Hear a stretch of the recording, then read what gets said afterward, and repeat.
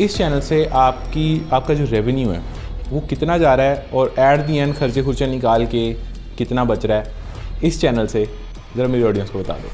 अच्छा साद भाई, मैंने कभी रिवील नहीं किया, लेकिन आपके चैनल पे आज गेस्ट आए हैं तो अल्हम्दुलिल्लाह अच्छा है। लेकिन आप कह सकते हैं कि के तक हो जाता है इस चैनल से, और खर्चे निकाल के तक बच जाता है। पाकिस्तान में ज़्यादातर हम लोग मिडिल क्लास से ही होते हैं, लेकिन एक क्लास ऊपर आ गए हैं और अभी तक जस्ट 2 गाड़ियाँ ली हैं मैंने इसी काम से, और कंपनी को जितना हम ग्रो कर सकते थे किया है। And one was my dream car, जो कि मैं बचपन में सड़क पे देखता था कि एक दिन मैं लूँगा, दैट वाज़ होंडा सिविक।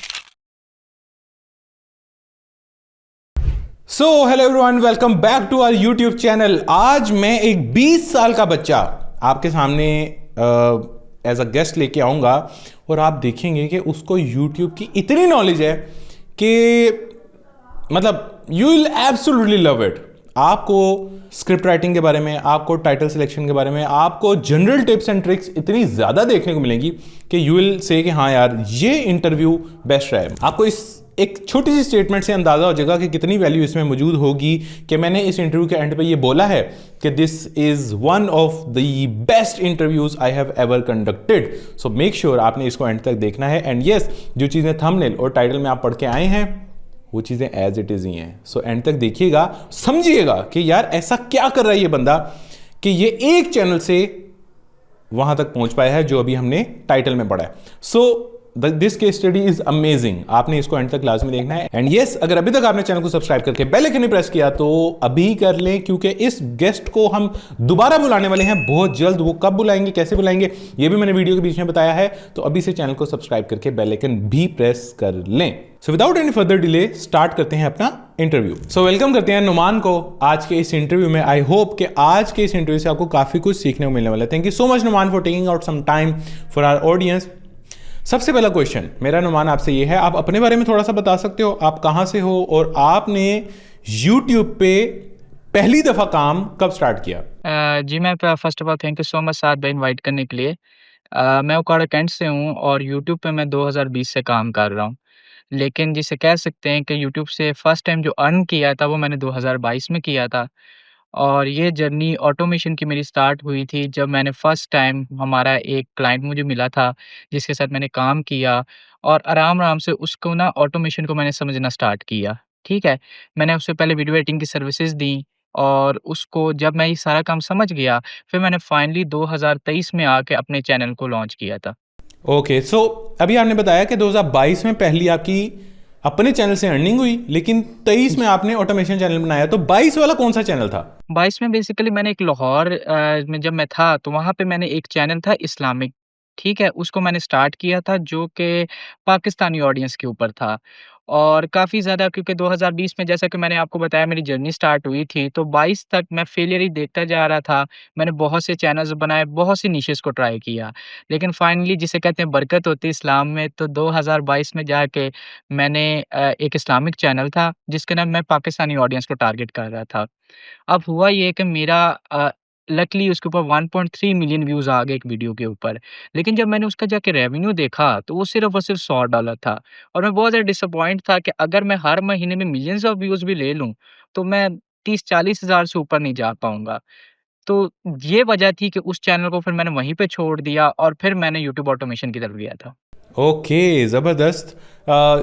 जितने भी लोग यूट्यूब ऑटोमेशन तो चलो अब हमें पता लगा, लेकिन पहले हम क्या करते थे, पाकिस्तानी बेस्ड चैनल बना लेते थे, इस्लामिक चैनल सबसे पहले माइंड में आता था, वो बना लेते थे। लेकिन क्या फ़ायदा आपको 1 मिलियन व्यूज़ के ऊपर अगर इतने कम पैसे मिल रहे हैं, तो फिर तो जाहिर सी बात है आपने डिसअपॉइंट होना, वो भी लॉन्ग वीडियो के ऊपर। अच्छा, मुझे ये बताओ नुमान कि आप राइट नाउ सर्विसेज तो दे रहे हो, सर्विसेज को साइड पे कर दें, सर्विसेज को हम छोड़ देते हैं।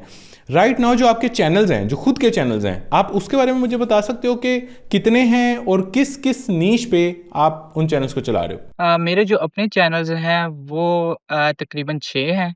ठीक है? और हम लोग जो इस टाइम प्रॉफ़िटेबल चैनल आप कह सकते हैं वो 4 हैं, जिनसे बहुत अच्छा हम रेवेन्यू कमा रहे हैं। आपको मैं उन निशेज़ के बारे में थोड़ा-सा बता देता हूँ। एक हम रॉयल फैमिली स्टोरीज़ जो हैं, उनके ऊपर काम कर रहे हैं। सेकंड नंबर जो डिफरेंट स्टेट्स हैं, जिन पे अभी जो क्राइसिस आ रहे हैं, हम उनके ऊपर काम कर रहे हैं। थर्ड निश जो हमारी है, जिसके अंदर हम काम कर रहे हैं, वो मोटरसाइकिल्स के ऊपर है कि फॉर एग्ज़ाम्पल आप मोटरसाइकिल पे कहीं ट्रिप पे जा रहे हो, ठीक है? आपने कौन-कौन सी चीज़ें साथ में लेके जानी है। या मोटरसाइकिल के कौन से मॉडल्स हैं जो कि इस टाइम जैसे-जैसे साल आगे बढ़ते जा रहे कंपनीज़ प्रोडक्शन उनकी खत्म करती जा रही है। तो वो कौन से मॉडल्स हैं उनके ऊपर है। एंड फाइनली जो मेरी मोस्ट फेवरेट निश है विंटेज क्योंकि इसके ना आरपीएम सबसे ज़्यादा होता है लाइक आपके कुछ वीडियोज़ ऐसी भी थी जिसका मुझे $15 का आरपीएम मिला है। तो क्योंकि इसके ना हमारी जो टारगेट ऑडियंस है वो 50 से लेके 70 साल के जो लोग हैं वो होते हैं। तो वो 90s जो है विंटेज निश है जो कि चौथे नंबर पे जो कि मेरी बहुत अच्छी जा रही है। ये 4 चैनल जो कि इस टाइम पूरे तरीके से प्रॉफ़िटेबल है। यकीन करो मेरा दिल कर रहा है मैं चारों निशेस को लेके चलूं, मैं चारों निशेस के बारे में आपसे पूछूं या मैं आपके साथ 4 इंटरव्यूज करूं, बिकॉज चारों बड़ी यूनिक निशेस हैं और मेरे चैनल पे आज तक ये कवर नहीं हुई। सो अगर आप लोग चाहते हैं कि हम नुमान को 4 दफ़ा बुलाएं और इनसे चारों निशेस की डिटेल्स लें, समझें, तो आप लोगों ने इस वीडियो के नीचे कमेंट जरूर करना है कि यस वी वांट 4 इंटरव्यूज। ये कमेंट आपने लाजमी करना है ताकि नुमान भी देखे, मैं भी देखूं और बाकी लोग भी ज़रा एक्साइटेड हो जाएंगे, हाँ यार यहाँ पे 4 इंटरव्यूज आने वाले हैं और हमें काफ़ी कुछ सीखने को मिलने वाला है। और अभी तक अगर चैनल को सब्सक्राइब करके बेल आइकन आपने प्रेस नहीं किया तो बेल आइकन भी प्रेस कर लें ताकि ऐसे इंटरव्यूज आपको मिलते चले जाएं। आज हम ऐसा करेंगे नुमान, हम एक ही चैनल को डिस्कस करेंगे ताकि मैक्सिमम क्लैरिटी मेरी ऑडियंस को किसी एक निश की तो मिले, ये ना हो जब हम चारों को लेके चलें तो किसी की भी समझ में ना आए। ठीक है, अब मैं एक्साइटेड हूं टू बी वेरी ऑनेस्ट चारों को लेके, लेकिन मुझे पता है मतलब इंटरव्यू करते करते मुझे इतना आइडिया हो गया कि जिस नीश का नाम गेस्ट सबसे पहले लेता है ना वो सबसे ज़्यादा प्रॉफिटेबल होती है। तो आप मुझे ये कंफर्म पहले करो कि रॉयल फैमिली वाला is the most profitable one. Yes, it's the most profitable one. तो आज फिर हम उसी को ही डिस्कस कर लेते हैं, फिर उसके बाद जो सेकंड वाला है उसको करेंगे, फिर थर्ड वाले को करेंगे, फिर फोर्थ वाले को करेंगे। श्योर अब साहब। हम रॉयल फैमिली पे आते हैं। Royal family okay. की न्यूज़, उनकी स्कैंडल्स, आई थिंक आप इन्हीं को कवर कर रहे हो। मजीद कोई एक्सप्लेनेशन है कि इसके अंदर वीडियो टॉपिक्स में आ क्या क्या जाता है? न्यूज़ आ जाती है, स्कैंडल्स आ जाते हैं, उनकी कोई ट्वीट्स आ जाती हैं, और कुछ है जो मैं मिस कर रहा हूँ, और क्या क्या आ जाता है? देखें इसके ना बेसिकली हमारे कुछ बहुत बड़ी वेबसाइट्स हैं अमेरिका की जैसे न्यूयॉर्क पोस्ट है, ठीक है? वॉशिंगटन है।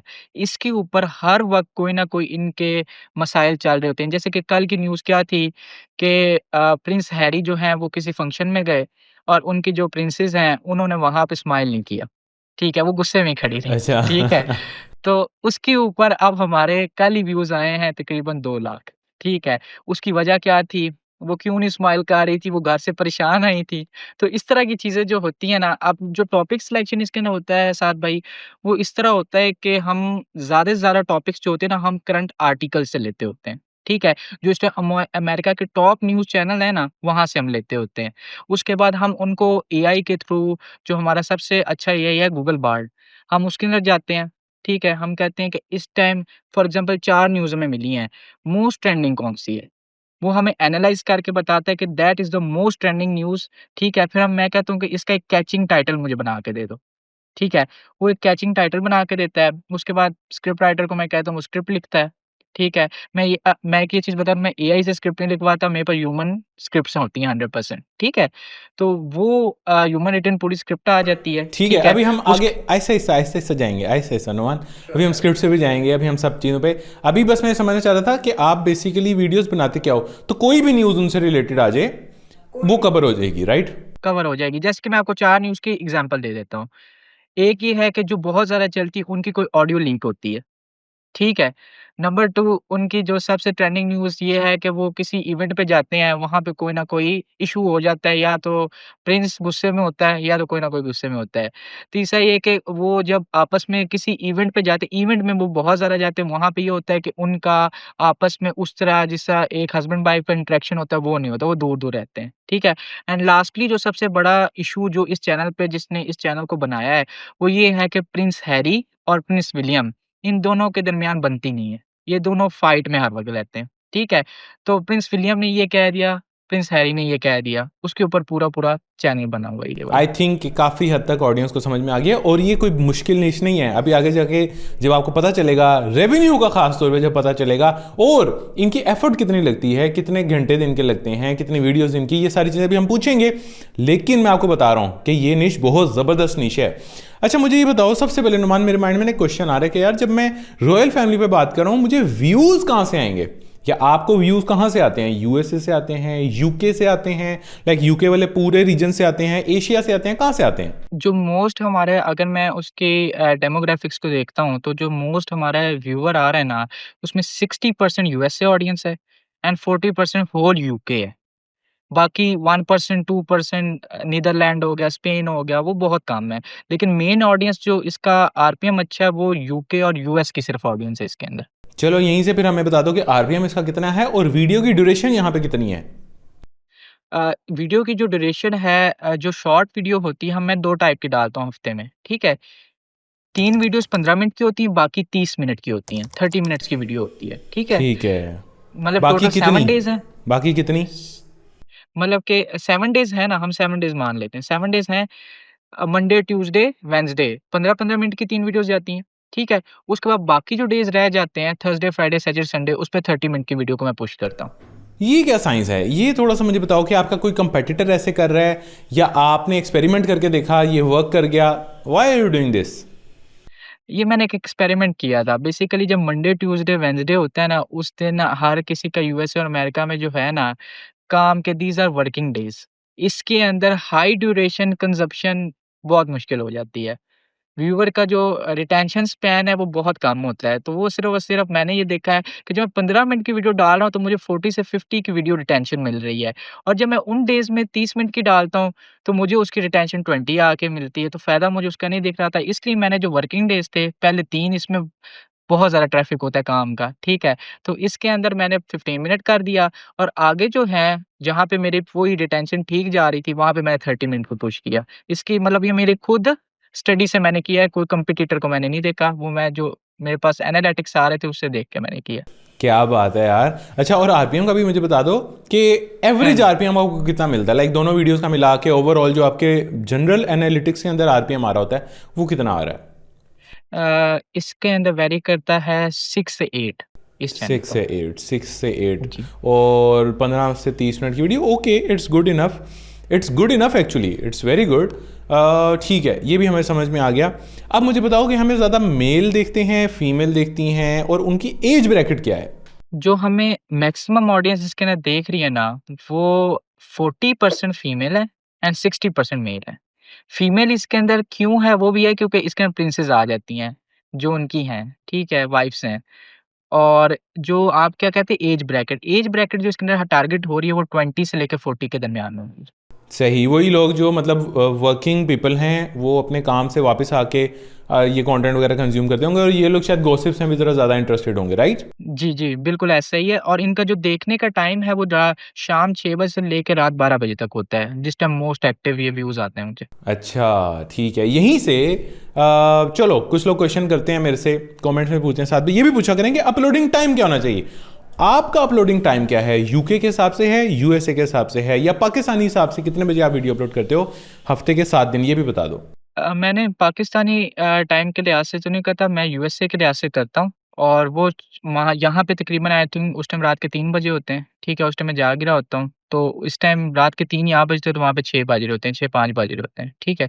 तो वो यूएसए के टाइम से मैं इसको अपलोड करता हूँ, ठीक है? 6 बजे पूरे वीडियो पब्लिक होती है, पक्का टाइम है, लोग आ जाते हैं देखने के लिए। और मैं ऑडियंस को क्लैरिफाई कर दूं, ये यूएसए के शाम के 6 बज जाते हैं, जब हमारे रात के 3 बज रहे होते हैं, ठीक है? तो उस हिसाब से आप लोग शेड्यूल कर सकते हो। ठीक हो गया अनुमान, काफ़ी इंटरेस्टिंग जा रहा है, समझ में आ रहा है चीज़ें, काफ़ी हद तक तो हमें समझ में आ गया। लेकिन यहाँ पे मैं एक छोटा सा क्लिप अटैच कर रहा हूँ, जिस क्लिप को देख के आपको समझ में आ जाएगी कि बेसिकली कंटेंट बनता कैसा है। And Markle's as ever catastrophe is far worse than we thought. It all starts with a whisper. One of those whispers that spreads faster. अच्छा, आगे बढ़ने से पहले मैं आपको बता दूं कि हमारा एक YouTube ऑटोमेशन मास्टरी प्रोग्राम है, जो कि मेरा ऑब्वियसली एक कोर्स है, जिसके अंदर 50 आवर्स से ज्यादा का कंटेंट तो है ही, वो तो चलो आप सुनते रहते हो मेरे से, लेकिन अगर आप लोग चीजें प्रैक्टिकली भी सेशंस कुछ लेना चाहते हैं, obviously along with many other things, जैसे मीटअप्स पे आपको इनविटेशन मिलता है, चैनल ऑडिट की आपको अपॉर्चुनिटी मिलती है, हर वीक लाइव सेशन मेरे साथ क्वेश्चन एंड आंसर करने का आपको जूम पे मौका मिलता है, आपको एक्सक्लूसिव फेसबुक कम्युनिटी का पार्ट बनने का मौका मिलता है, 50 घंटे से ज्यादा का कंटेंट देखने का मौका मिलता है। ये सब सिर्फ मिलता है उनको जो YouTube ऑटोमेशन मास्टर प्रोग्राम, जो कि मेरा एक ऑनलाइन कोर्स है, उसका पार्ट है, और उसकी सिर्फ एक छोटी सी इतनी सी फीस है, वो भी सिर्फ वन टाइम है, और आप मेरी टीम से सपोर्ट ले सकते हैं हर वीक लाइव सेशन। यहां पे आपको मेरी व्हाट्सएप टीम का नंबर नजर आ रहा है, इसको लिख के सेंड करें डिटेल्स, और ये आपको बताएंगे कि क्या क्या क्या क्या आपको साथ में अलोंग विद द कोर्स मिलता है। सो 50% डिस्काउंट मैं आपको अभी ऑफर करूंगा अगर आप लोग विद इन नेक्स्ट 24 आवर्स इस नंबर पे डिटेल्स लिख के सेंड करते हैं, and you will get amazing value out of this course. ठीक हो गया, यहां तक हमने क्लिप देख लिया। अब नोमान, मुझे कोई कंपेटिटर चैनल्स के नाम आप दे सकते हो कि ये भी वैसा ही काम कर रहा है जैसा मैं कर रहा हूं, वो भी वैसा ही काम कर रहा है जैसे मैं कर रहा हूं, ताकि मेरी ऑडियंस उधर जाए, उनको जाके देख सके और उसको पता चल जाए कि नोमान बेसिकली कैसा कंटेंट बना रहे हैं। ओके। देखिए, मेरा जो ये रॉयल स्टोरीज़ का ना एक ही कंपेटिटर है इस टाइम, जिसके टॉपिक्स और मेरे तकरीबन सेम होते हैं, ठीक है? आप उसको जाके सर्च करें, और वो ही मेरा मतलब इंस्पिरेशन वीडियो जिसे हम कहते हैं, मैक्सिमम इसी चैनल की इंस्पिरेशन वीडियो हमारे पास होती है। उस चैनल का नाम है एम्बर एक्सपोज़, ठीक है? उसको आप देखें, वो भी सिर्फ़ रॉयल स्टोरीज़ को कवर कर रहा है, लेकिन उसके और मेरे में डिफ़रेंस जो है वो मैं मेन बताता हूँ। उसके ना कभी-कभी वो फेस कैम भी आ जाता है। वो एक रियल ह्यूमन का चैनल है। मैंने उसको फेसलेस चैनल में कन्वर्ट कर दिया था। So that is the main channel जहाँ से मैं टॉपिक्स लेता था। ओके, जबरदस्त। अच्छा, आपने बोला कि आप जैसा काम सिर्फ एक ही चैनल कर रहा है, लेकिन मुझे ये लगता है कि यार ये नीश तो बड़ी कंपेटिटिव है, क्योंकि ऑलरेडी लोग न्यूज़ कवर करते हैं इस तरह के सेलिब्रिटीज़ की, इस तरह के रॉयल फैमिली की खास तौर पे। तो आपको नहीं लगता कि ये नीश कंपेटिटिव है, या इसमें आपका क्या टेक है? What do you think? आपका बिल्कुल आप सही कह रहे हैं, ये नीश बहुत ज़्यादा कॉम्पिटिटिव है, ठीक है? इसके अंदर अर्ली सक्सेस जो है, जिस तरह आप कहते हैं, अगर हम लोग टॉपिक्स उठाते हैं, वो नहीं होती। अब मैं क्यों कह रहा हूँ कि सिर्फ़ और सिर्फ़ एक कॉम्पिटिटर है? उसकी वजह ये है कि बाकी जो कॉम्पिटिटर हैं, वो कंसिस्टेंट इनकम नहीं कर रहे उन चैनल से। उनका 1 महीना चलता है, फिर बंद हो जाता है। उनके पास कोई स्ट्रैटेजी नहीं है। जो प्रॉपरली स्ट्रैटेजी के साथ जिसने यूट्यूब पे अपने पाँव जमाए हैं, वो एक चैनल है, वो है एम्बर एक्सपोज़। और उसके टॉपिक सेम यही है कि वो भी मैंने देखा आर्टिकल से लेता होता है, और वो मतलब उसकी और मेरी स्ट्रैटेजी सेम है। आप ये कह सकते हैं मैंने उससे ये स्ट्रैटेजी ली थी कि ये स्ट्रैटेजी मैं अपने चैनल पे भी अप्लाई करता हूँ। बाकी चैनल्स ऐसी क्या गलती कर रहे हैं, या अभी जो हमारा ये इंटरव्यू देख के बिगिनर्स जब इस चैनल को स्टार्ट करेंगे, आपको क्या लगता है वो ऐसी क्या गलती करेंगे कि वो या तो इनकंसिस्टेंट इनकम में जाके फंस जाएंगे, या उनका चैनल चलेगा ही नहीं? देखें साद भाई, सबसे बड़ी जो इसके अंदर इशू है ना, वो ये है कि हम टॉपिक सिलेक्शन बहुत गलत कर देते हैं। अभी हॉट न्यूज़ जैसे कि 24 घंटों में चल रही है कि मेगन ने प्रिंस हैरी को थप्पड़ मारा, मिसाल के तौर पे, ठीक है? वो वीडियो 3-4 दिन बाद जब बन के चढ़ेगी, तो उस वीडियो पे व्यूज़ नहीं आएँगे। मैं अभी वो जैसे 1 घंटे पहले ये इंसिडेंट हुआ है ना, तो मैक्सिमम 4 घंटे में मेरी जो वीडियो होती है, वो यूट्यूब के ऊपर होती है। ये बिगिनर्स जो इसका ना इश्यू कर लेंगे, वो ये करते हैं कि देखें, शुरू में क्वालिटी इतनी मैटर नहीं करती, जितना आपका टॉपिक टाइम पे पहुँचना मैटर करता है, ठीक है? खास क्योंकि तौर पे ऑडियंस न्यूज़ उसका निच में कोई भी न्यूज़ हो। हाँ जी, हाँ जी। क्योंकि उस टाइम ऑडियंस आपका वेट कर रही होती हैं।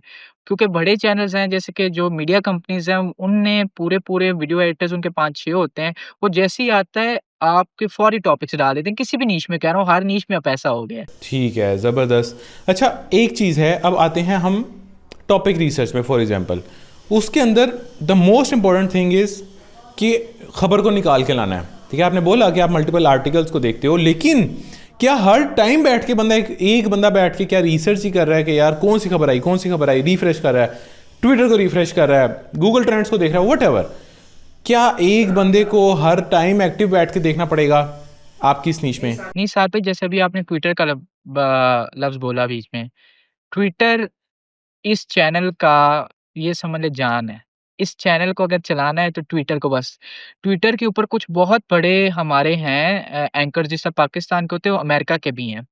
आप जैसे ट्विटर खोलेंगे, किसी भी टाइम आप बैठे हैं, फ़ोन आपके हाथ में, आप ट्विटर को खोल के रिफ्रेश करेंगे, जब आप उस तरह के कंटेंट को लाइक करेंगे, उस तरह के कंटेंट को देखेंगे, तो जैसे ही आप ट्विटर खोलेंगे, आपके सामने सबसे पहले वो न्यूज़ आती है। इसके अंदर अगर आप आर्टिकल्स को नहीं देख सकते तो सिर्फ आप ट्विटर का दामन पकड़ लें। ट्विटर जो है वो आपको इस चैनल के लिए इतने टॉपिक्स दे देगा कि हमें कहीं और जाके रिसर्च करने की ज़रूरत ही नहीं है। और ये मिलेंगे कहाँ से? जो बड़े एंकर सिर्फ इस न्यूज़ को इस टाइम कवर कर रहे हैं। कोई 2-3-4 नाम आप ले सकते हो अगर आपके माइंड में हैं तो? एज़ सच मेरे नाम अभी माइंड में तो कोई भी नहीं है, लेकिन इस टाइम न्यूयॉर्क जो है ना, न्यूयॉर्क पोस्ट, उसके ऊपर आप जाएँ, जो इस टाइम अमेरिका का न्यूज़पेपर है। उसके ऊपर जाके सिर्फ आप ऊपर सर्च करें मेगन, उस पेज के अंदर जाके, फिर उस तरह की कोई 10 एक पोस्ट को लाइक कर लें। एक ट्रिक बता रहा हूँ, ठीक है? फिर आपको शो ही वो होया करेंगे जब आप ट्विटर खोलेंगे। मतलब आपको मैं कह रहा हूँ एज़ सच कोई एंकर नहीं है, आप बड़े न्यूज़पेपर में जाके स्पेसिफिकली उस चीज़ को सर्च करें।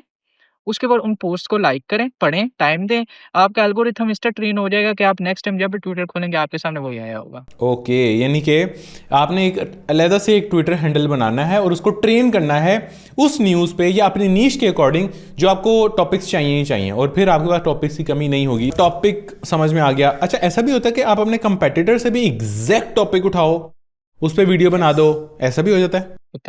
होता है। जैसे कि मैं हमारे कंपेटिटर ने लिखा हुआ है कि मेगन just panics when prince Harry does not come to the party.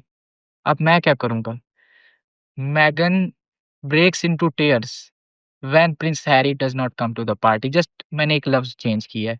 वहाँ पैनिक्स लिखा हुआ था, मैंने ब्रेक्स इंटू टीयर्स लिख दिया, ठीक है? तो उस तरह करके थोड़ा-सा टाइटल को चेंज कर दें बीच में से, तो आप उस सेम टॉपिक को उठा सकते हैं। All right, all right. अच्छा, ये जो चेंजिंग है ये आप अपने दिमाग से करते हो या चैट जीपीटी से करवाते हो? नहीं, ये खुद से या आप कंपेटिटर के और किसी टाइटल को देख लें, उसने भी इस तरह का कुछ ना कुछ किया होता है। एग्जैक्टली ठीक है। ये बड़ी अच्छी इन्होंने चीज़ दी है। कंपेटिटर की एक है आउट परफॉर्मिंग वीडियो, एक दूसरी भी आउट परफॉर्मिंग वीडियो है। इसका टाइटल की कुछ चीज़ें उठा के इसके टाइटल में डाल दें, दोनों ही आउट परफॉर्मिंग वीडियोज़ हैं, तो आप ये वाली ट्रिक भी यूज़ कर सकते हैं और ये बहुत हेल्पफुल रहेगी अगर आप इस तरह की नीश में जाते हैं जहाँ पे टाइटल काफ़ी हद तक जो है ना वो बड़ा रैंडम और कैजुअल किस्म का टाइटल होता है, ठीक है? अच्छा, अब आते हैं हम स्क्रिप्ट पे। बीच में आपने बोला कि मैं स्क्रिप्ट जो है ना है वो मैं ह्यूमन से लिखवाता हूँ, एआई से नहीं लिखवाता, क्यों? साथ में इसके सबसे बड़ी इशू ये है कि मेरे 1-2 चैनल जो हैं वो डायरेक्ट टर्मिनेट हुए थे। ठीक है? स्क्रिप्ट जो है ह्यूमन से बिगिनर्स के लिए यही है कि आप एआई चैट जीपीटी की जगह ना आप बार्ड यूज़ करें, ठीक है? या तो आप क्लॉड यूज़ कर लें, ये 2 एआई ज़्यादा अच्छे हैं, ठीक है? आपका पहले ये सवाल है कि क्यों मैं चैट जीपीटी और इनको एआई को यूज़ नहीं कर रहा? उसकी वजह ये है कि यही जगह है जहाँ पे मैं अपने कंपैटिटर से बहुत ऊपर एज ले जाता हूँ। मेरी वीडियोज़ की रिटेंशन जो है, वो 80-70 जाती है क्योंकि वो ह्यूमन ने लिखी होती है, उसमें इमोशंस होते हैं। कि मतलब जब एक इंसान लिखता है तो आपको पता है उसमें इमोशंस भी होते हैं, उसमें हर चीज़ डाली होती है। लेकिन जब एक एआई लिखता है, वो एक स्टेटमेंट की तरह लिखता है। लेकिन मैं इस चीज़ से थोड़ा सा नुमान डिसएग्री करूंगा कि अगर हम अपने एआई को ट्रेन कर दें जी साद भाई। के इमोशन के साथ इस चीज़ को देखो। साद भाई ट्रेन किया था, ठीक है? लेकिन वो कहीं न कहीं मैंने ये चीज़ें ट्रेन करके काफ़ी दफ़ा ट्राई की कि एक मैंने मतलब कि उसको प्रॉम्प्ट दे दिया कि ये एसओपीज़ हैं, आपने इसके मुताबिक लिखना है, ठीक है? लेकिन वहाँ पे इश्यू ये है कि आपने इस नीश के अंदर बीच में इंटरवल चंक्स जिसे हम कहते हैं क्लिप्स लगानी होती हैं, ठीक है? उसको लगाने के लिए ये है कि जब ह्यूमन लिख रहा होता है ना, तो वो साथ-साथ देख रहा होता है कि यहाँ पे चलो ये चीज़ चल रहा है, साथ में जाके वो रिसर्च भी करता है, कि ये क्लिप है, ये अब हमने यहाँ पे लगानी है। लेकिन फॉर बिगिनर मैं यहाँ पे ये कहूँगा कि इसको स्टार्ट में मैंने एआई से लिखना स्टार्ट किया था। जब मेरा ये चैनल प्रॉफ़िटेबल हो गया था, तो मैंने एज लेने के लिए फिर इसके ऊपर ह्यूमन स्क्रिप्ट राइटर लगाया था।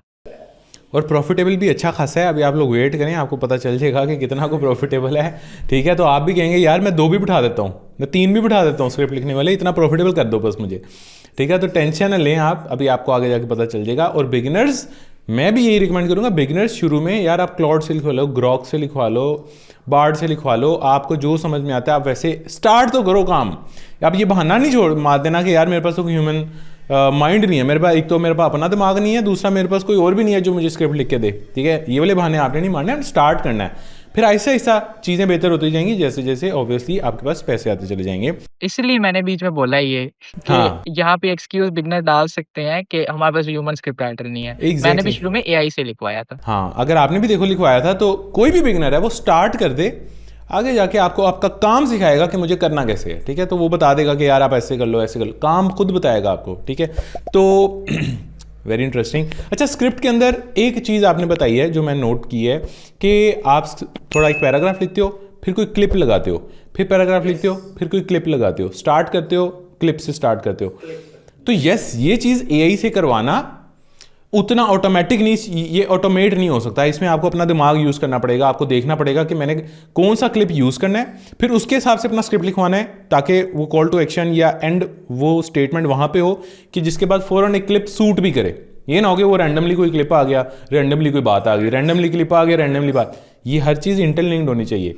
इतना दिमाग, मतलब ये जो भी एक थोड़ा बहुत जिसको लगता है ना कि एक इंटेलिजेंट पर्सन है या क्विक लर्नर पर्सन है, उसके लिए निश बहुत ज़बरदस्त है। जिसको लग रहा है यार मैं बहुत स्लो लर्नर हूँ, मैं बहुत ही डम्ब हूँ, मतलब ऐसे जिसको लग रहा है उसके लिए निश नहीं है। लेकिन जिसको लग रहा है ना यार आई एम कॉन्फिडेंट, मुझे बस एक अच्छी नीश चाहिए थी, तो this is a very good niche. ठीक है, आप इसके अंदर अपना काम स्टार्ट कर सकते हो, लेकिन थोड़ा सा इंटेलिजेंट होना इसके अंदर ज़रूरी है, जैसे कि हमारे सामने नुमान है। ठीक है। अच्छा नुमान, अब मुझे काफ़ी हद तक समझ में आ गया, स्क्रिप्ट का समझ में आ गया। वॉइस ओवर पे आते हैं। वॉइस ओवर के लिए आप कौन सा टूल यूज़ कर रहे हो? तो कोई बंदा बुंदा तो नहीं बनाया हुआ, या वो भी आपको ये एआई टूल से करवा रहे हो?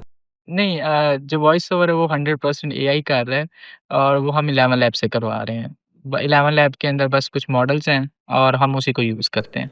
अच्छा नुमान, वहीं से सारा आप तो नुमान अमीर बंदे हो, आप 11 लैब यूज़ कर सकते हो, लेकिन मैं अपनी ऑडियंस को रिकमेंड करूंगा कि यार 11 लैब्स की तरह की ही वॉइसेस, अच्छी वॉइसेस अगर आपको सस्ते में चाहिए तो आप स्पीक से को यूज़ कर सकते हो, which is AI voice over tool. और उनका एक लाइफ टाइम प्लान है जस्ट $99 का। तो आप वो $99 का एक लाइफ टाइम प्लान ले लो, उसके बाद आप पूरी ज़िंदगी उससे वॉइसेस निकलवाओ। तो 11 लैब्स पे इनका हर मंथ 99 से ऊपर ही बनता होगा, लेकिन आप लोग एक ही दफ़ा 99 देके, और उसका भी एक प्रोमो कोड है, अगर आप यूज़ करोगे SAD10 तो आपको 10% और डिस्काउंट मिल जाएगा। स्पीक से का लिंक नीचे डिस्क्रिप्शन में भी मिल रहा है, तो आप उसको यूज़ करके अच्छा खासा अपना बेनिफिट ले सकते हो। भाई नुमान थोड़ा सा अमीर बंदा है, पहले ही उसकी एजेंसी चल रही है। आप लोगों को मैं ही बोलूँगा कि आप स्पीक से टूल पे जाके 11 लैब्स की टक्कर की वॉइसेस कम प्राइस में आप अवेल कर सकते हो। ठीक हो गया, इसका लिंक नीचे डिस्क्रिप्शन में आपको नज़र आ रहा होगा। अब आते हैं एडिटिंग पार्ट पे। मुझे बताओ नुमान, एडिटिंग में टाइम कितना लगता है? एक 15 मिनट की वीडियो को एडिट करने में कितना टाइम लगता है, और क्या ये आप सिंपली आप कैपकट से करवा रहे हो? साथ भाई, जो इस चैनल पे जिस तरह की हमें वीडियो एडिटिंग रिक्वायर्ड है ना, वो कैपकट पे हो जाती है। ठीक है, और हम तो प्रीमियर प्रो यूज़ कर रहे हैं, लेकिन इसके ऊपर कैपकट सफिशिएंट है, क्योंकि इसके ऊपर कोई हमने वीडियो को सिर्फ सिंक करना होता है कि जो वॉइस ओवर में बोला जा रहा है वही दिखाना होता है। ठीक है, और स्टार्ट में जो चंक्स होते हैं वो लगाना है, कोई हैवी इफेक्ट्स इसके अंदर नहीं है। तो आप इसके लिए फर्स्ट ऑफ ऑल जो आपका क्वेश्चन है, इसके लिए हम कैपकट यूज़ कर सकते हैं। टाइम जो 15 मिनट की वीडियो उसको बनाने में 4 घंटे, और जो मतलब 30 मिनट की वीडियो है उसको 6 घंटे लग जाते हैं, क्योंकि आप फ्लो में बैठे होते हो, तो वो आपके लग जाते हैं। इतना टाइम क्यों लगता है, क्वेश्चन ज़रूर होगा आपका। बिल्कुल। वो इसलिए लगता है कि हम ना वीडियो की वो जो आप बीच में हमारा चंक्स वाला एरिया है ना, उसकी रिसर्च में टाइम लगता है। ठीक है, वो आपने वहाँ से निकाला, उसके बाद 30 मिनट की वीडियोज़ में से आपने 30 सेकंड का पार्ट निकालना है, जो कि आपने अपनी वीडियो में यूज़ करना है। तो उसके ऊपर थोड़ी टाइम का, एडिटिंग का इसके ना टाइम नहीं लगता है, इसका ना मेन टाइम लगता है रिसर्च का। तो इस वजह से इसके ऊपर 3 से 4 घंटे लग जाते हैं। जो बिगिनर जब ये स्टार्ट करेगा उसे 4 घंटे लगेंगे, जब आपका हाथ सीधा हो जाएगा तो 3 घंटे में वीडियो बन जाएगी। और बहुत से लोग ये मत समझें कि 4 घंटे ना ज़्यादा होते हैं। मैं आप लोगों को बोलूँ, आप लोग खोतों की तरह 8-8 घंटे, 10-10 घंटे, 12-12 घंटे अगर आप कहीं पे काम कर सकते हैं ना, तो आप अपने लिए एक ऐसी इनकम जनरेट करने के लिए जो आपकी जॉब से बहुत ज़बरदस्त है, आसान है, घर से बैठे बैठे है, आप 3-4 घंटे निकाल सकते हो। कोई बड़ी बात नहीं है। मसला कहाँ आएगा? आपने पिछले इंटरव्यूज़ देखे होंगे, उसमें लोग कह रहे होंगे मुझे 30 मिनट लगते हैं, 40 मिनट लगते हैं। अब नुमान कह रहा है मुझे 4 घंटे लगते हैं। आप कहेंगे 4 घंटे तो बहुत ज़्यादा है। नहीं, ना ये ज़्यादा है ना वो कम है, दोनों ही बेहतरीन है। अब आउटकम पे डिपेंड करता है आपको आउटकम कौन सी चाहिए, आपको किस तरह से चाहिए। This is also a very good निश। ठीक है, मैं आपको पर्सनली बता रहा हूँ, this is a very good निश। तो 4 घंटे बहुत ज़्यादा नहीं है इतनी ही रिसर्च करने में, और इतनी अच्छा। वैसे मुझे लगता है अगर हम कैपकट यूज़ करें तो शायद थोड़ा सा टाइम कम लग जाए, क्योंकि जी, ऐसा ही है। प्रीमियर में तो हर चीज़ मैनुअली करनी पड़ेगी, हर चीज़ आपको डेवलप करनी पड़ेगी। कैपकट में काफ़ी चीज़ें ऑटो क्लिक्स के ऊपर भी हो जाती जी, हैं। ऐसा ही ऐसे ही राइट 100%। तो समझ लो कि 2-2.5 घंटे में भी आपका काम हो सकता है अगर आप कैपकट से कैप स्टार्ट लो। कैप बाद में जी, बिल्कुल रन। बाद में जो आपके पास नुमान जितने पैसे आ जाएं, आप एक एडिटर रख लो और वो आपका उसके बाद पीसी भी होगा और प्रीमियर पे भी कर देगा, नो वरीज। अच्छा ठीक है, समझ में आ गया। एडिटिंग से रिलेटेड और कोई टिप है, और कोई चीज़ है जो मेरी ऑडियंस के लिए समझना ज़रूरी है, कोई चीज़ जो माइंड में रखना ज़रूरी है वाइल डूइंग एडिटिंग? साथ भाई इसके अंदर सबसे इम्पोर्टेंट मैं समझता हूँ कि वीडियो का ना सिंक होना बहुत ज़रूरी है, ठीक है? मैंने ऐसे कुछ मेरे भी दोस्त हैं जिन्होंने देख के मुझे स्टार्ट किया, उनकी वीडियोज़ जब मैं चेक करता हूँ उसके अंदर सबसे बड़ा इश्यू यही होता है कि वीडियो के अंदर जो बोला जा रहा है वो दिखाया नहीं जा रहा होता, ठीक है? जो वीडियो के अंदर बोला जा रहा है कि फॉर एग्ज़ाम्पल मेगन और वो इवेंट पे गए तो आप इवेंट की क्लिप लगाओ, ठीक है? इस वजह से बस मेरी एक बात मैं कहता हूँ एडिटिंग के लिए कि अगर आप अपनी 15 मिनट की वीडियो खुद बर्दाश्त कर सकते हो ना, आप देख सकते हो, तो तभी अगला बंदा देखेगा क्योंकि वो भी इंसान है, वो कोई रोबोट नहीं है, ठीक है? लेकिन अगर आप अपनी खुद की 15 मिनट की वीडियो देख नहीं सकते, बर्दाश्त नहीं कर सकते, तो अगला बंदा नहीं देखने वाला, फिर उससे एक्सपेक्ट ना किया करो कि वो आपकी वीडियो देखे। Very important tip. अच्छा, यहाँ पे मेरे माइंड में क्वेश्चन आया था कि हाँ, जो क्लिप्स यूज़ करने हैं, जो हमने ऑब्वियसली बीच में चंक्स में क्लिप्स यूज़ करने हैं अपनी वीडियो एडिट करते हुए, उस पे कॉपीराइट से कैसे बचना है ये भी बता दो। Just use 3 to 4 second clips बस। ऊपर या तो ओवरलेज़ लगा दें, अगर फिर भी कॉपीराइट आ रहा है, आप कॉपीराइट से ईज़िली बच जाते हैं। आज तक कभी मतलब कि उस चैनल पे 40,000 सब्सक्राइबर्स हो गए हैं, अभी तक मुझे कोई कॉपीराइट का इश्यू अभी तक नहीं आया। उसकी वजह ये है कि 3 सेकंड 4 सेकंड से ऊपर मैं क्लिप लगाता ही नहीं, बस एसओपीज़ में लिखा हुआ है मैंने, और उसके अलावा ऊपर ओवरलेज़ फिर कुछ लगी होती हैं जिसकी वजह से हम यूट्यूब से बच जाते हैं।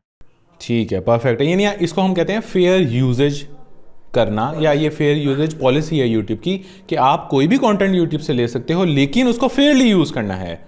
उसको मतलब ये नहीं लगना चाहिए वो कंटेंट है, लगना चाहिए हमारा वाला कंटेंट है, उसको एज अ सिर्फ हमने रेफरेंस यूज़ किया है to enhance our content, to enhance the value in our content, that's it. ठीक है, तो ये यूट्यूब की फेयर यूजेज पॉलिसी के अंदर आता है, इसमें कोई टेंशन वाली बात नहीं है। अब आते हैं थंबनेल की साइंस समझने में। आई बिलीव कि इसके थंबनेल की बड़ी एक डिफरेंट साइंस होगी और ये थोड़े से कॉम्प्लिकेटेड भी होंगे और ये मैटर भी बहुत ज़्यादा करते होंगे। तो सबसे पहले तो मैं left side of the screen पे मैं आपको दिखा देता हूँ कि थंबनेल्स किस तरह के हैं, किस टाइप के थंबनेल्स नुमान यूज़ कर रहे हैं। अब आप मुझे समझाओ नुमान, ये थंबनेल्स कैसे बनते हैं, एक थंबनेल बनने में कितना टाइम लगता है और कौन कौन सी चीज़ें हैं जो माइंड में रखनी है while creating thumbnail for this particular निश। साथ भाई इसके अंदर मैक्सिमम एक थंबनेल बनने में 10 मिनट लगते हैं, ठीक है? और इसके अंदर जो सबसे ज़्यादा मैटर जो करता है, फ़र्स्ट ऑफ़ ऑल ये जो थंबनेल अभी आप देखे थे स्क्रीन पे, ये बने हैं फ़ोटोशॉप के अंदर, ठीक है? लेकिन ये सेम थंबनेल आप कैनवा पे भी बना सकते हैं। मैं अभी वो चीज़ें बता रहा हूँ जो मैंने मतलब प्रॉफ़िटेबल होने के बाद की हैं। उससे पहले कैनवा मेरा यूज़ हुआ है, अमीर कैपकट होने के यूज़ बाद हुआ, की हैं। फ्री उससे पहले हर चीज़ फ्री यूज़ करता था। थंबनेल की साइज़ के पीछे बात की जाए तो थंबनेल के अंदर साथ भाई ये है कि इसके अंदर ना, जैसे मेगन है ना, अब आपने देखा होगा कि उसकी आँखों में ब्रेक इंटू टीयर्स जब आपने टाइटल में जो लिखना है ना, वो 100% सेम आपके थंबनेल पे दिखाई देना चाहिए। चाहे वो आप एआई से जनरेट करवाएँ, लेकिन जो टाइटल बता रहा है वो आपका थंबनेल बताना चाहिए। यानी ये इंटरलिंक्ड होनी चाहिए, दोनों चीज़ें इंटरलिंक्ड होनी चाहिए। जी, वो फिर आपकी क्रेडिबल न्यूज़ लगती है, तब आपका व्यूअर उस पे क्लिक करता है।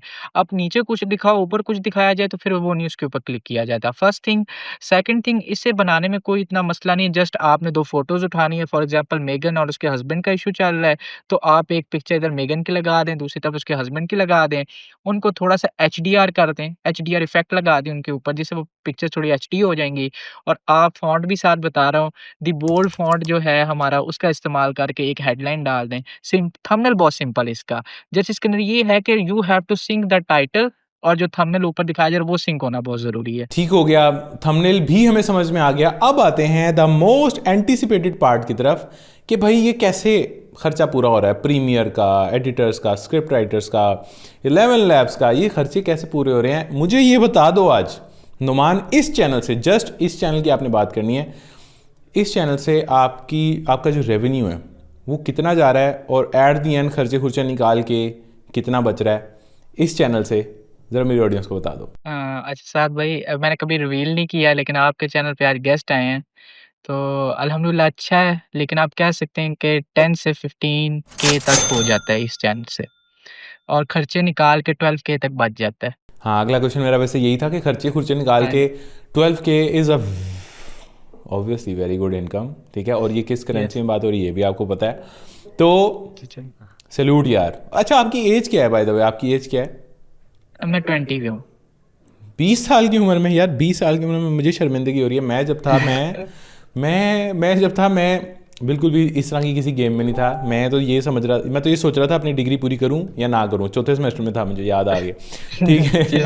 अच्छा नुमान, अभी तक की आपकी बेस्ट अचीवमेंट क्या है? मतलब आपको अब 2 साल हो गए हैं अपना फेसेस चैनल चलाते हुए, तो व्हाट्स योर बिगेस्ट अर्निंग या बिगेस्ट अचीवमेंट राइट नाउ जो आपने यूट्यूब से कमाई हो? साथ भी अगर फिजिकली देखा जाए तो वो तो एक अलग बात है, वो मैं आपको बाद में बताता हूँ। लेकिन अभी तक की जो अचीवमेंट है ना, पाकिस्तान में अपनी मतलब कि औलाद के ऊपर आपके पेरेंट्स को प्राउड होना, ये बहुत बड़ी बात होती है।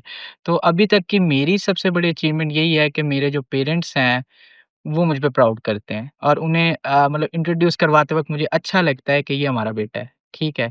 So that is the biggest achievement. और फिज़िकली आप कही जाए तो अल्हम्दुलिल्लाह बस पाकिस्तान में ज़्यादातर हम लोग मिडल क्लास से ही होते हैं, लेकिन एक क्लास ऊपर आ गए हैं, और अभी तक जस्ट 2 गाड़ियाँ ली हैं मैंने इसी काम से, और कंपनी को जितना हम ग्रो कर सकते थे किया है।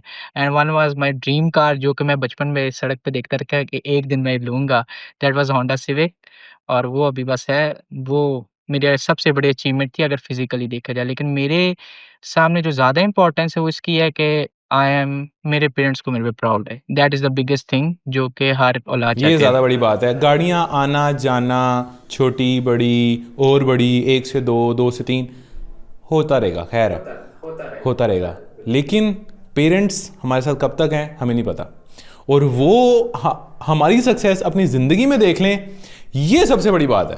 क्योंकि एट द एंड इंशाल्लाह हम सब ग्रो करेंगे। लेकिन ऑब्वियसली लकी वो होंगे जिनके पेरेंट्स वो सक्सेस देख पाएँ, उसको इंजॉय कर पाएँ।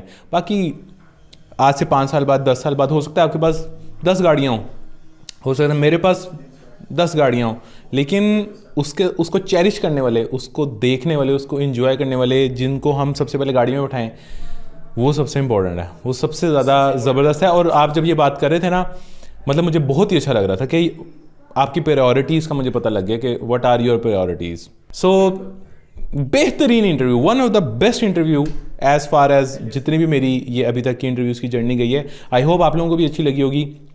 अप्रिशिएट करें नुमान को, नीचे कमेंट्स में बताएं वो क्या सीखा आपने, या कोई अगर आपका क्वेश्चन है नुमान से पूछने के लिए वो बताएं। व्हाटएवर जो भी आपको मतलब लग रहा है, आप नीचे कमेंट्स में ज़रूर एक्सप्रेस कीजिएगा, ताकि हमें भी एक अच्छा फीडबैक मिले और हम इस जर्नी को कंटिन्यू करते रहें। और अगर मुझे इस इंटरव्यू पे 2500 के करीब लाइक्स मिले तो मैं दोबारा से नुमान को बुलाऊंगा, और उनकी जो सेकंड निश है जिसमें मेरा ज़्यादा इंटरेस्ट था उसको भी मैं लाजमी पूछूंगा, जो कि रियल इस्टेट से रिलेटेड है। ठीक है, तो 2500 likes for this particular interview is needed, वो आपने लाजमी देने हैं ताकि हम दोबारा से अलाइन करें नुमान को for our next interview. So that was all for today. I hope कि आपको मज़ा आ गया होगा, आपको काफ़ी कुछ सीखने को मिला होगा। भाई मैं तो शिद्दत से खुद भी चाहता हूँ कि यार सेकंड इंटरव्यू भी हो मेरा नुमान के साथ, थर्ड भी हो, फोर्थ भी हो। अब आप लोग कितना चाहते हैं ये मैं देखूंगा नंबर ऑफ लाइक्स से। 2500 लाइक्स लाजमी होने चाहिए। और आई होप कि आपको वैल्यू मिल रही है, मेरे चैनल से कुछ सीखने को मौका मिल रहा है। अगर मेरे चैनल पे आके आप मुझे 30-40 मिनट देते हैं तो आपकी ज़िंदगी में कुछ बेहतरी ही आती है। और अगर आप इस तरह का मजीद कंटेंट देखना चाहते भी हैं तो मेक श्योर आपने चैनल को सब्सक्राइब करके बेल आइकन प्रेस करना है, क्योंकि अगर आप मुझे 31 मार्च से पहले 2 लाख सब्सक्राइबर्स तक पहुंचा देते हैं तो आपका भाई आपके लिए YouTube शॉर्ट्स से रिलेटेड पूरा कोर्स लेके आएगा और आपको ऐसी ज़ात की चीज़ें सिखाएगा कि आप लोग हैरान रह जाएंगे। ठीक है, मेरे अपने इंस्टाग्राम पे फॉर एग्जांपल ऐसी रील्स भी हैं जिन पे 35 मिलियन व्यूज़ हैं। तो वो सारे सीक्रेट्स मैं उस एक मास्टर क्लास के अंदर रिवील करूंगा। आपको मैं मल्टीपल प्लेटफॉर्म्स के बारे में बताऊंगा, यूट्यूब शॉर्ट्स कैसे वर्क करती हैं, इंस्टा कैसे वर्क करती हैं, टिकटॉक कैसे वर्क करती हैं, फेसबुक शॉर्ट्स, हर प्लेटफॉर्म पे मेरी शॉर्ट्स अच्छी परफॉर्म की हुई हैं। तो सारे सीक्रेट्स रिवील किए जाएंगे अगर 31 मार्च से पहले हमारे 2 लाख सब्सक्राइबर्स कंप्लीट हो जाते हैं। सो आई होप कि अभी तक आपने सब्सक्राइब कर लिया होगा। मिलते हैं इंशाल्लाह अगले किसी इंटरव्यू में, तब तक के लिए अल्लाह हाफिज़।